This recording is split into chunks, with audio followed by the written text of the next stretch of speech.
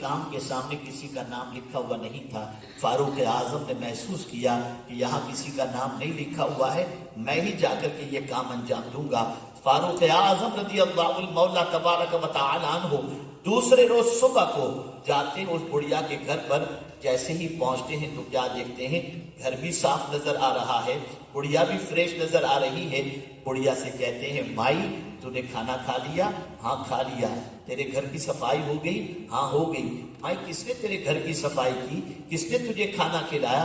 کہا یہ تو نہیں معلوم، میں تو آنکھ سے نابینا ہوں، کوئی آتا ہے میرے گھر کو بھی صاف کر کے جاتا ہے اور مجھے کھلا کر کے بھی جاتا ہے۔ اللہ اکبر! رسول اعظم صلی اللہ علیہ وسلم کی تربیت کا آپ نمونہ دیکھیے۔ فاروق اعظم رضی اللہ تعالیٰ عنہ سوچتے کون ہوگا جو رات کے سناٹے میں آ کر اس بڑھیا کی مدد کرتا ہے۔ رات کو چھپ کر ایک جگہ پر کھڑے ہو جاتے ہیں یہ دیکھنے کے لیے کہ کون ہے جو اس بڑھیا کی مدد کر رہا ہے۔ اللہ اکبر! حضرت فاروق اعظم چھپ کر کھڑے تھے۔ رات کافی گزر جانے کے بعد آپ نے دیکھا چہرے پر کوئی رومال ڈال کر کے اس بڑھیا کے گھر کی طرف جا رہا ہے، ننگے پیر ہے۔ آواز دی کون؟ فاروق اعظم کی آواز جیسے ہی پہنچی، صدیق اکبر نے جواب میں فرمایا، ابو بکر۔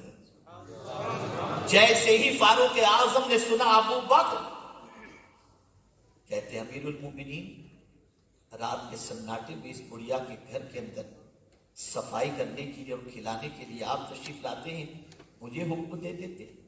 فرماتے یہ کٹھن کام تھا، میں نے اس کو اپنے ذمے لے لیا ہے اور میں پہلے سے کر رہا ہوں اس کام کو۔ اس کے بعد فاروق اعظم نے جب سوال سن فاروق اعظم عرض کرتے ہیں امیر المومنین خدمت تو سمجھ میں آتی ہے، ننگے پیر آنا سمجھ میں نہیں۔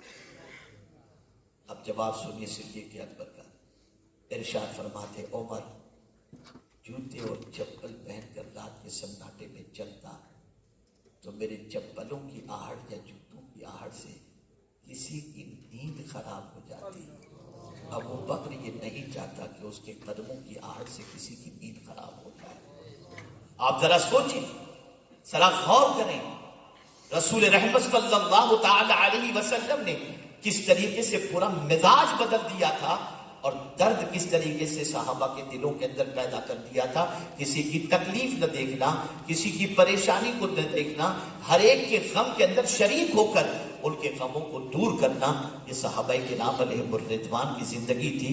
آپ ذرا سوچیں، یہ تربیت رسول اعظم کی تھی، یہ اسلام مدینے کے تاجدار صلی اللہ تعالی علیہ وسلم کی تھی۔ میرے پیارے آقا صلی اللہ علیہ وسلم کے پیارے دیوانوں، آپ ذرا سوچ اور اندازہ لگاؤ۔ لوگ کہتے ہیں فطرت بدلنا بڑا مشکل کام ہے، لیکن مدینے کے تاجدار نے ثابت کر دیا اگر اخلاص کے ساتھ کام کرو تو اللہ تعالیٰ لوگوں کی زندگیاں بدل دیا کرتا ہے۔ کوشش اپنی طرف سے ہو، نتیجہ اللہ عز و جل کی طرف سے ہوتا ہے۔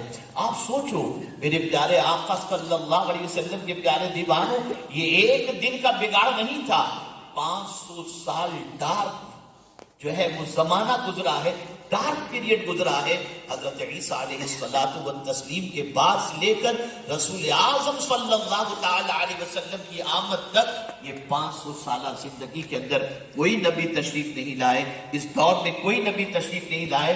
انسان لاقانونیت کا شکار تھا، مرضی کی زندگی گزارتا تھا، طبیعت کی زندگی گزارتا تھا۔ اللہ کے رسول صلی اللہ تعالی علیہ وسلم نے انہیں بتایا کہ زندگی کیسے گزاری جائے، زندگی کا کیسے خیال رکھا جائے اور زندگی کو کتنی پاکیزہ بنائی جائے۔ میرے پیارے آقا صلی اللہ علیہ وسلم کے پیارے دیوانوں، قرآن مقدس میں ایک آیہ کریمہ موجود ہے۔ آقا کریم صلی اللہ علیہ وسلم کی بارگاہ کے اندر ایک مہمان حاضر ہوئے۔ پیغمبر رحمت صلی اللہ علیہ وسلم نے صحابہ کے جب غفیر میں ارشاد فرمایا، کون ہے جو میرے مہمان کو آج اپنا مہمان بنائے؟ ایک غریب صحابی کھڑے ہو جاتے ہیں۔ کتنے غریب تھے میں آپ کو بتاتا ہوں۔ غریب صحابی کھڑے ہوتے ہیں اور عرض کرتے ہیں، یا رسول اللہ صلی اللہ تعالی علیہ وسلم، آپ کے مہمان کو میں اپنا مہمان بنا رہا ہوں۔ پیغمبر رحمت صلی اللہ علیہ وسلم نے اجازت دی۔ وہ مہمان کو لے کر جا رہے ہیں لیکن دل میں یہ خیال ہے گھر میں تو کھانا ہوگا نہیں، میں کیا کروں گا؟ لیکن بہرحال مہمان کو لے کر کے جا رہا ہوں، کچھ نہ کچھ تو انتظام ہو جائے گا، تھوڑا بہت تو گھر میں کھانا اتنا تو ہوگا کہ مہمان کو میں کھلا سکوں۔ پہنچے، دروازے پہ دستک دی، بیوی نے پوچھا کون؟ یہ سنت زندگی پر یاد رکھیے گا۔ بیوی نے پوچھا کون؟ تو وہ صحابی یہ نہیں کہتے میں نہیں، اپنا نام انہوں نے بتایا۔ اور اپنے گھر پر بھی جب آپ جائیں اور دروازے پہ دستک دیں، اندر سے کوئی آپ سے پوچھے کون، تو اپنے گھر میں بھی جب جانا ہو تو اپنا نام بتایا کرو، اور اگر کوئی ساتھ میں ہے تو اس کا بھی تذکرہ کر دیا کرو، تاکہ گھر کی خاتون اپنے آپ کو اچھی طریقے سے سیٹ کر کے آنے کی اجازت دے۔ وہ صحابی جواب میں فرماتے ہیں، اپنا نام بتاتے ہیں اور اس کے بعد کہتے ہیں میرے ساتھ حضور کا ایک مہمان بھی ہے۔ خاتون نے دروازہ کھولا اور چلی گئی دوسرے کمرے کے اندر، آ کر کے مہمان خانے کے اندر اس مہمان کو بٹھا دیا گیا۔ شوہر اپنی بیوی کے پاس جا رہا ہے۔ جانتی ہو آج کیا ہوا؟ آج حضور صلی اللہ علیہ وسلم کی بارگاہ میں یہ حاضر ہوئے تو صحابہ کے مجمع میں حضور نے فرمایا میرے مہمان کو کون اپنا مہمان بنائے؟ تو میں نے اٹھ کر کے کہا میں بناؤں۔ اچھا اب یہ بتاؤ، مہمان تو لے آیا ہوں، کھانے کا کچھ گھر میں؟